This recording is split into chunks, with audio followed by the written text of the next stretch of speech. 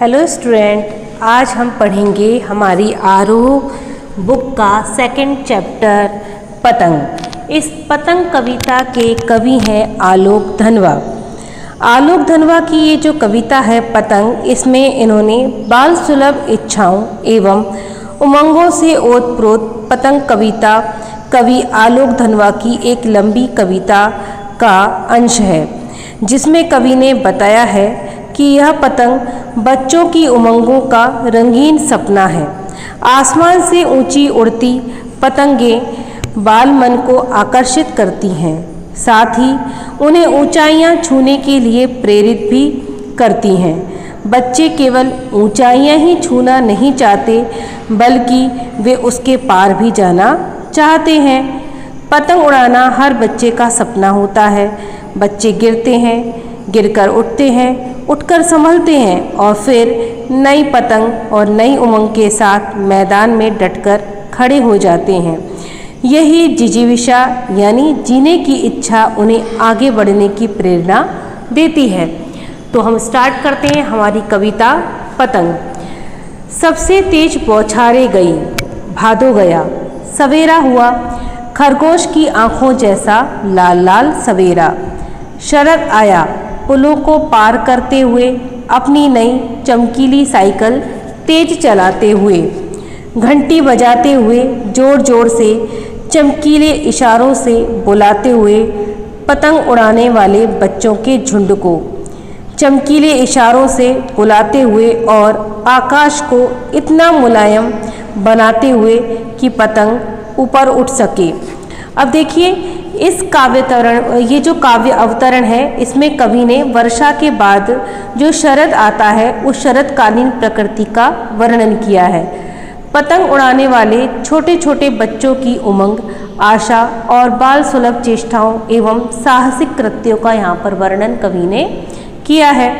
कवि बताता है कि भादों के महीने में की तेज बौछारों वाली वर्षा का मौसम बीत गया। अब खरगोश की आंखों जैसा लाल सुंदर शरद ऋतु का सवेरा आ गया है। यानी यहाँ पर जो बताया गया है कि सबसे तेज बौछारें गई, भादो आ गया, सवेरा हुआ, खरगोश की आंखों जैसा लाल सवेरा। तो यहाँ पर शरद के प्रभात का वर्णन किया गया है कि खरगोश और शरद के प्रभात की उपमा किससे की गई है? खरगोश की आँखों जैसे की गई है। तो कवि बताते हैं कि भादों महीना बीत गया है, तेज बौछारों वाली वर्षा भी चली गई है। अब खरगोश की आँखों जैसा लाल सुंदर शरद ऋतु का सवेरा हो गया है। ऐसे मनमोहक शारदीय सुप्रभात ने ही बच्चों को बुलावा भेजा है। यानी ये वातावरण बच्चों को आकर्षित कर रहा है, किसके लिए? पतंग उड़ाने के लिए। यहाँ शरद की तुलना साइकिल चलाने वाले बालक से की गई है। यानी जैसे कोई बालक चमकीली साइकिल चलाता हुआ जोर जोर से घंटी बजाता हुआ आता है, ऐसे ही शरद ऋतु भी अपनी चमकीली सुनहरी धूप की साइकिल पर सवार होकर घंटी बजाते हुए आगमन कर रहा है। कवि ने शरद की सुबह का मानवीकरण करते हुए बताया है कि वह ऐसा जान पड़ता है जैसे कोई अपनी चमकीली साइकिल को तेज चलाते हुए सबका ध्यान आकर्षित करना चाहता हो। चमकीली साइकिल चलाते एवं घंटियां बजाते हुए शरद की यह सुबह अपने चमकीले इशारों से बच्चों के झुंड को बुला रही है। इसने आकाश को और मुलायम बना दिया है, अर्थात बारिश के बाद मौसम कैसा हो गया है? साफ हो गया है। तो आकाश कैसा हो गया है? मुलायम हो गया है। तो आकाश को इतना मुलायम बनाते हुए कि पतंग ऊपर उठ सके और हवा थोड़ी भी चलने लगे ताकि पतंग अच्छी तरह से उड़ सके। उसके उड़ने के लिए अनुकूल परिवेश निर्मित हो गया है। तो बच्चे चाहते हैं कि दुनिया की सबसे पतला कागज, दुनिया की सबसे पतली कमानी और को आसमान में उड़ाना और उसके माध्यम से स्वयं उड़ना चाहते हैं। वस्तुतः पतंग यहाँ बच्चों की बाल सुलभ इच्छाओं का प्रतीक है। कवि आगे कहते हैं कि दुनिया की सबसे हल्की और रंगीन चीज़ उड़ सके, दुनिया का सबसे पतला कागज उड़ सके, बांस की सबसे पतली कमानी उड़ सके, कि शुरू हो सीटियों, किलकारियों और तितलियों की सी नाजुक दुनिया। तो कवियाँ कहते हैं कि बच्चे पतंग ही उड़ाना नहीं चाहते बल्कि पतंग के माध्यम से स्वयं उड़ना चाहते हैं। तो कवि आगे कहते हैं कि बच्चे चाहते हैं पतंग ऊपर उड़े और शुरू हो उनके उमंग भरे मन की किलकारियाँ एवं सीटियों। इसके साथ ही कवि तितलियों की नाजुक दुनिया की शुरुआत की बात भी करता है। वास्तव में ये सभी बच्चों के कोमल मन और उनकी उमंग भरी इच्छाओं के प्रतिबिंब हैं।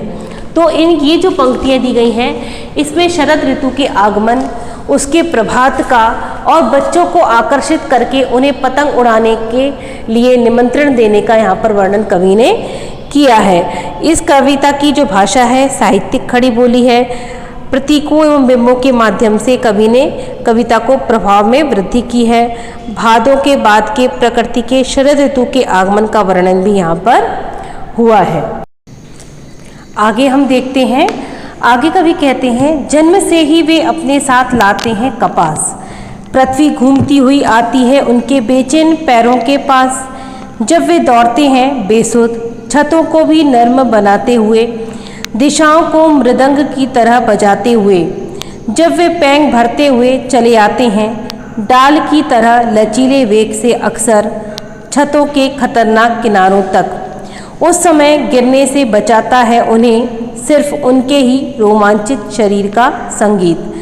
पतंगों की धड़कती ऊंचाइयां उन्हें थाम लेती हैं महज एक धागे के सहारे। पतंगों के साथ साथ वे भी उड़ रहे हैं अपने रंध्रों के सहारे। इस काव्य पंक्तियों में, ये जो काव्य पंक्तियां हैं, इन पंक्तियों में कवि बच्चों के कोमल एवं उत्साहित मन तथा उनके शरीर में व्याप्त अक्षय ऊर्जा एवं उत्साह को रेखांकित करते हैं। कवि कहते हैं कि बच्चे तो जन्म से ही अपने साथ कपास जैसी कोमल भावनाएं एवं लचीला शरीर लेकर आते हैं। न केवल उनकी भावनाएं श्वेत यानी स्वच्छ, पवित्र एवं कोमल होती हैं, बल्कि उनकी शारीरिक सक्रियता भी देखते ही बनती है। उनके बेचैन चंचल पैरों को तो थमने या रुकने की सुध ही नहीं रहती। अब ये जो जन्म से ही अपने साथ लाते हैं कपास, कवि ने यह कहकर कपास की तुलना बच्चों से की है, क्योंकि कपास जैसा कोमल होता है, जैसा स्वच्छ सफ़ेद होता है, वैसे ही कोमल भावनाएं और लचीला शरीर भी किसके पास होता है? बच्चों के पास होता है।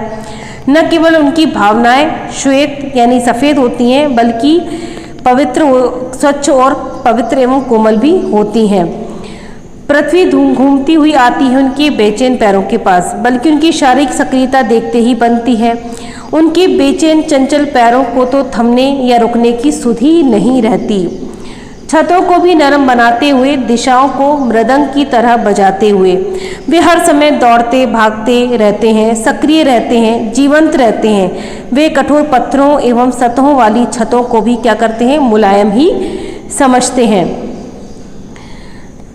उनकी उमंग इतनी उत्कट है, धुनें इतनी तीव्र और सक्रियता इतनी बलवती होती है कि सभी दिशाएं उनकी सक्रियता की ताल से मृदंग की तरह बजती हैं। कवि कहते हैं कि दिशाओं को मृदंग की तरह बजाते हुए जब वे पैंग भरते हुए चले आते हैं, यानी जब बच्चे उछल कूद करते हैं, इधर दौड़ते हैं, उधर दौड़ते हैं, सक्रिय रहते हैं, जीवंत रहते हैं, पतंग को उड़ाते के लिए उसमें खो जाते हैं, तो वे कठोर पत्थरों एवं सतहों वाली छतों को भी क्या समझते हैं? मुलायम ही समझते हैं। उनकी उमंग इतनी तेज होती है, उनकी धुनें इतनी तीव्र एवं सक्रिय होती हैं और इतनी बलवती होती हैं कि सभी दिशाएं उनकी सक्रियता की ताल से मृदंग की तरह बजती हुई दिखाई देती हैं।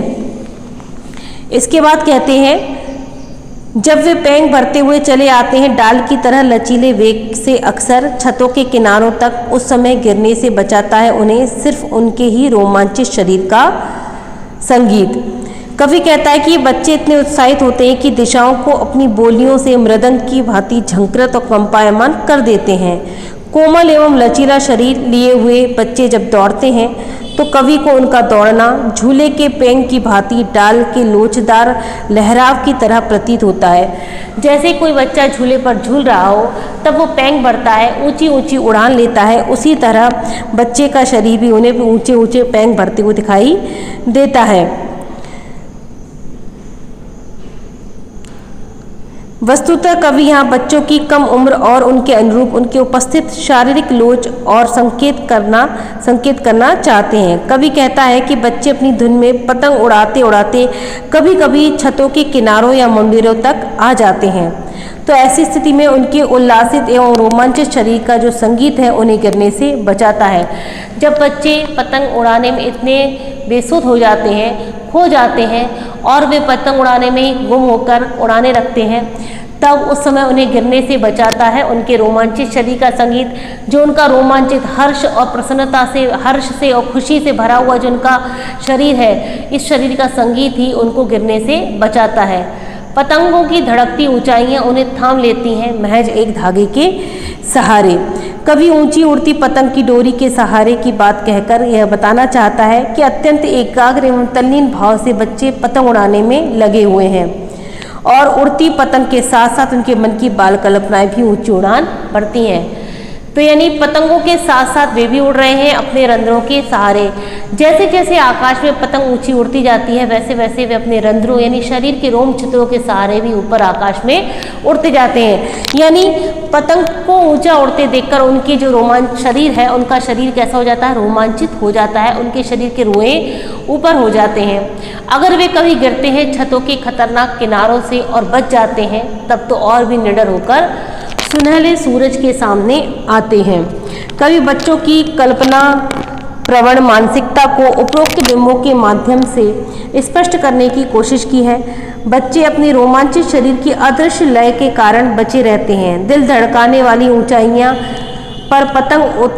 पर उड़ती पतंगे मानो उनकी डोर एवं बच्चों को थामे रहती हैं।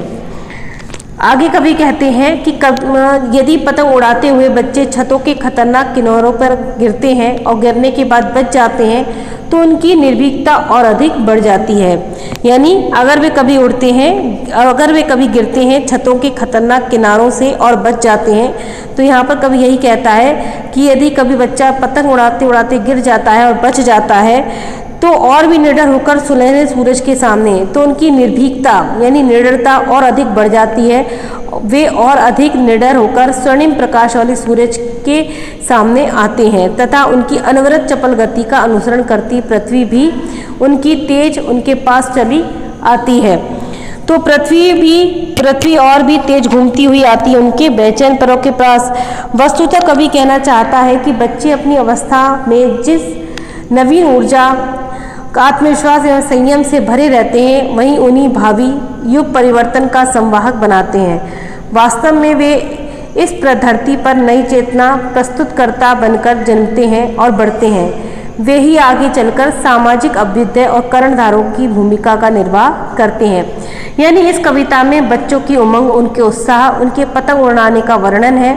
जैसे जैसे आकाश में पतंग उड़ती है, वैसे वैसे बच्चे भी ऊपर उड़ते जाते हैं। उनके मन के सपने, उनकी मन की इच्छाएं, उनकी कल्पना, ये भी उड़ान बढ़ती है। यदि कभी कभी पतंग उड़ाते हुए गिर जाते हैं, तो गिरकर वे संभलते हैं और संभलकर वापस और निर्भय होकर और निर्भीक होकर और सुनहले सूरज का वे सामना करते हैं। यानी ये गिरना, गिरकर उठना, उठकर संभलना उन्हें जीवन में आगे बढ़ने की प्रेरणा देता है। ये जो कविता है, ये भाषा इसकी साहित्यिक खड़ी बोली है। हिंदी के शब्दों के साथ प्रचलित उर्दू शब्दों के स्वाभाविक प्रयोगों तथा नवीन आकर्षक एवं गतिशील बिंबों की प्रचुरता के कारण भाषा में प्रभाव आ गया है। बच्चों को एक नए रूप में प्रस्तुत किया गया है, जो निडर होकर सुनहले सूरज के सामने आने से प्रदर्शित हुआ है। सुनहले सूरज में अनुप्रास, पृथ्वी आती है में मानवीकरण तथा गिर कर बच जाने में विरोधाभास अलंकारों का प्रयोग किया गया है। पैरों की गतिशीलता का बिंब बेचैन पैरों के माध्यम से व्यक्त किया गया है। तो आज का ये हमारा वीडियो पतंग आलोक धनवा की जो कविता है उससे लिया गया है। आशा है आपको आज का वीडियो समझ में आया होगा। जय हिंद।